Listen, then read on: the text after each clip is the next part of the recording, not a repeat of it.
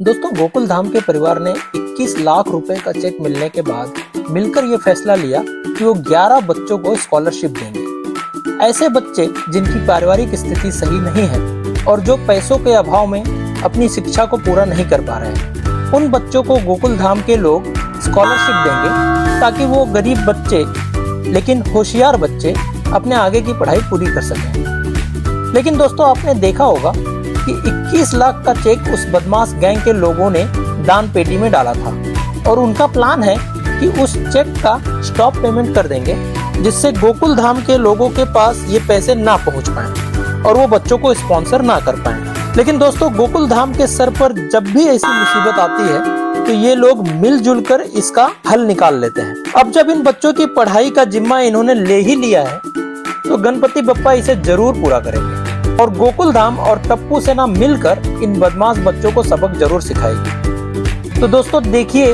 आगे 21 लाख रुपए का चेक स्टॉप करने के बाद क्या क्या होता है, क्या क्या ट्विस्ट आता है। क्या गोकुल धाम के लोग बड़ी आसानी से इस मुसीबत से बाहर निकलेंगे या वो कोई ना कोई तरीके से इन बदमाश बच्चों को सबक सिखाएंगे और उन गरीब 11 बच्चों को पढ़ाई के लिए स्पॉन्सर कर पाएंगे। दोस्तों, ये सब जानने के लिए देखते रहिए तारक मेहता का उल्टा चश्मा और मुझे भी सब्सक्राइब कर लीजिए भाई। धन्यवाद।